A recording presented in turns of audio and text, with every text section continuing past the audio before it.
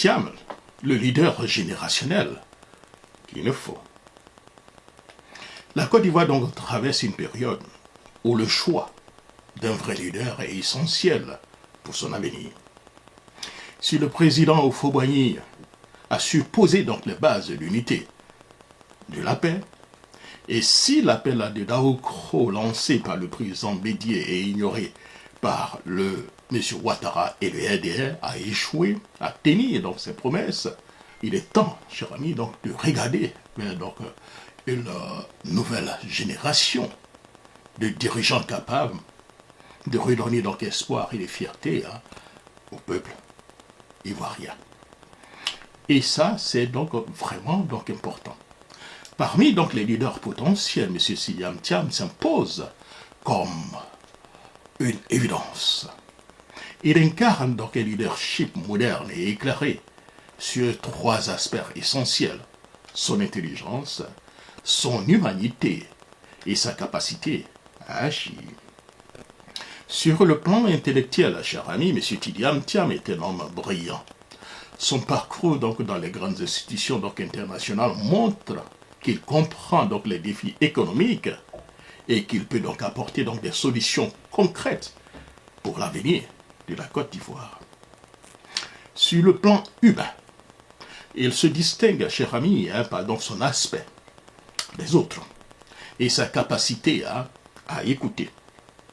Il ne fait pas, si vous voulez, des promesses vides, mais s'engage avec sincérité pour le bien de tous les Ivoiriens.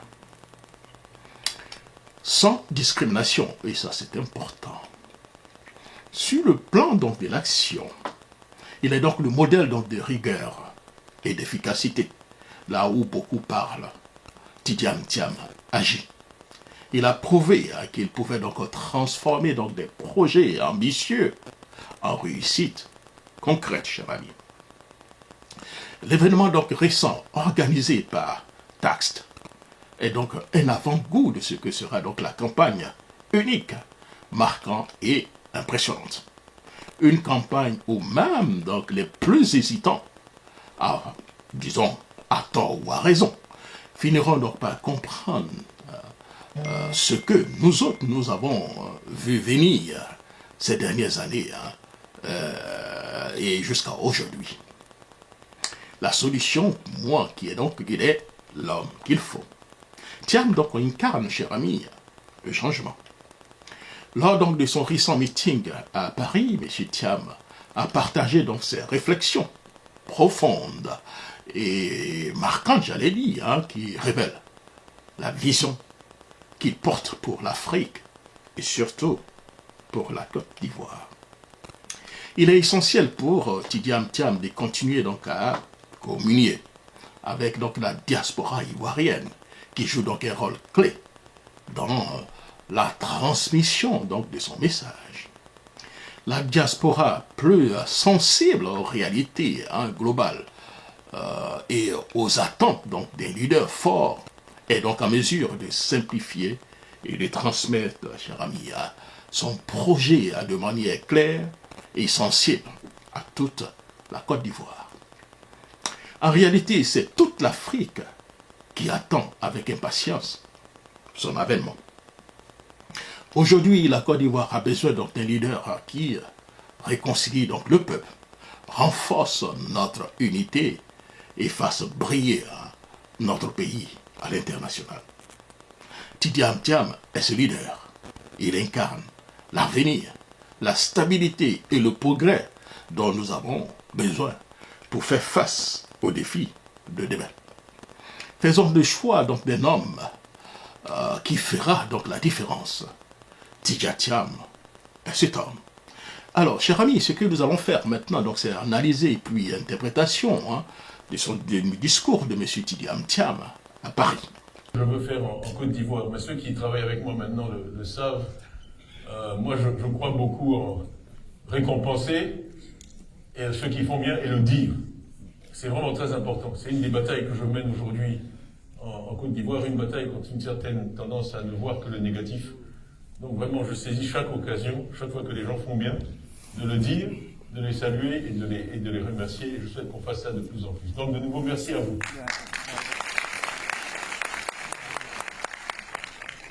C'est une belle occasion, c'est une belle soirée. Les gens de tête sont dangereux parce que j'avais dit que je ne voulais pas faire de discours. Donc, dans ma grande naïveté, ils m'ont dit oui. Et puis là, il y a Mohamed Sissouma qui est venu me voir tout à l'heure. Il me dit, mais tu fais un discours de 15 minutes. Je dis, bon, en fait, c'est difficile de leur dire non, c'est difficile de leur résister. Ils trouvent toujours un moyen d'obtenir ce qu'ils veulent. Donc j'ai accepté de bonne grâce de vous dire quelques mots. Mais le cœur quand même de la soirée, je voudrais que ce soit une conversation interactive où on me pose des questions, parce que vous avez fourni un certain nombre d'entre vous un certain nombre de questions que vous souhaitez me poser, auxquelles vous souhaitez que je réponde, et donc je serai heureux de me livrer à cet exercice. Mais donc, juste quelques mots d'introduction. Avant tout ça, je veux aussi saluer l'importante délégation du PDCI qui est là et qui m'accompagne. La diaspora, je suis, ça a été dit, de la diaspora. Donc j'espère être le premier ressortissant de la diaspora élu président de la République de Côte d'Ivoire.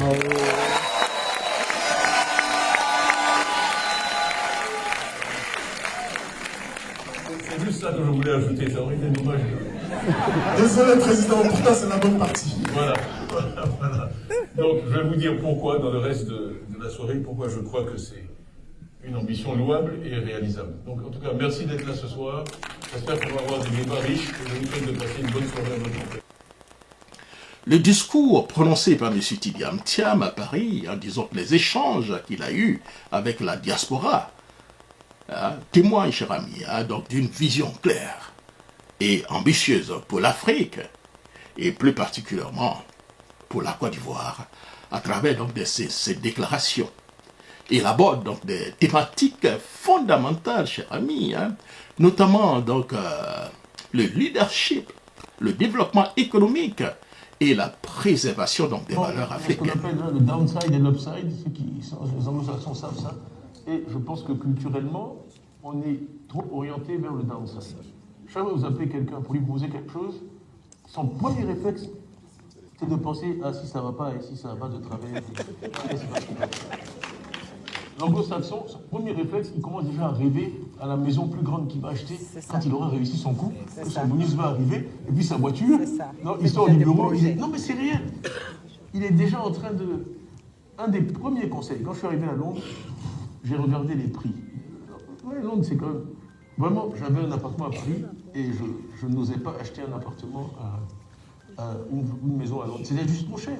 Ça me paraissait vraiment risqué. Et mon patron, après 3 mois, il m'appelle, mais qu'est-ce qu'il y a? Il paraît que tu n'as pas acheté de maison. Je dis non.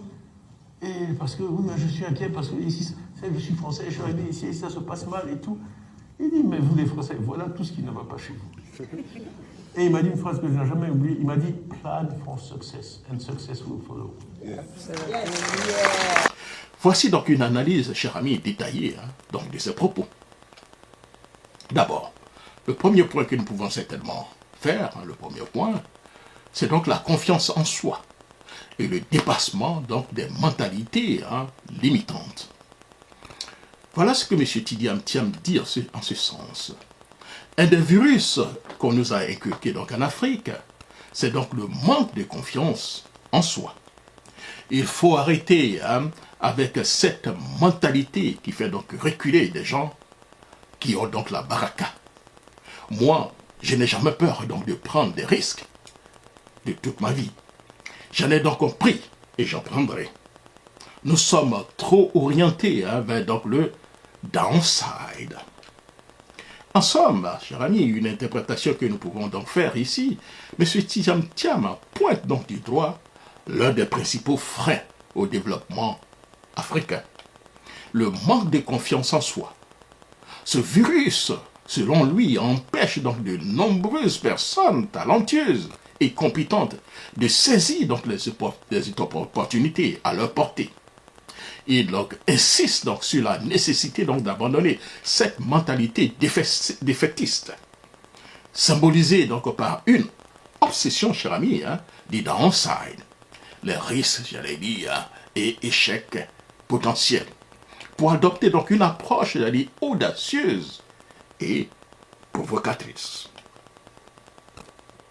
Cette déclaration est donc un appel à l'audace, un rappel que le succès dépend de la capacité donc de prendre des risques, en prenant donc, pour exemple, son propre parcours. M. Tidiane Thiam se présente comme un modèle, encourageant donc les Africains à croire en leur potentiel et à saisir donc les opportunités.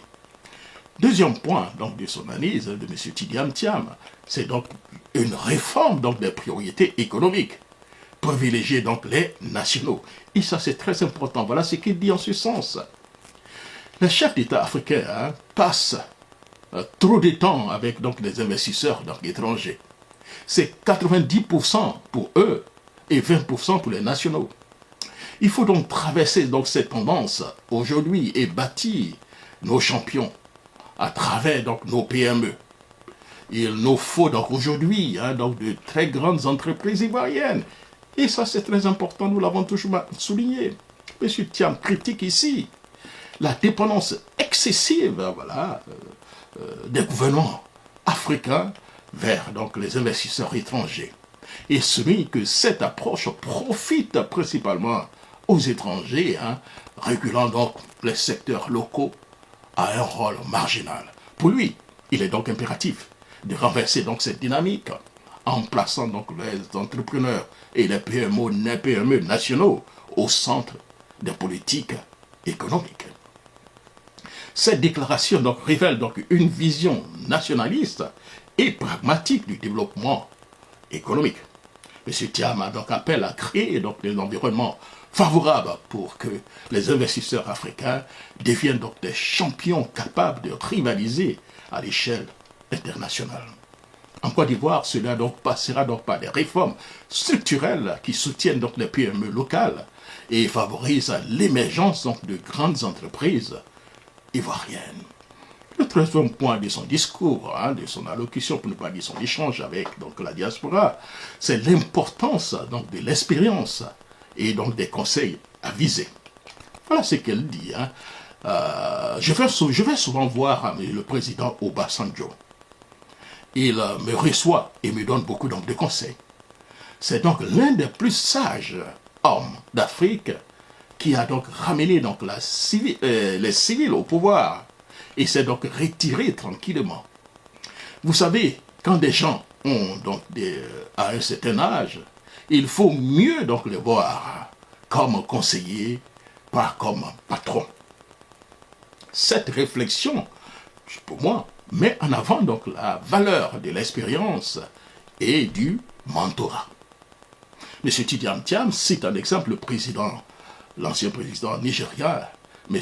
Olusegun Obasanjo, reconnu pour avoir donc joué un rôle clé dans la transition démocratique de son pays.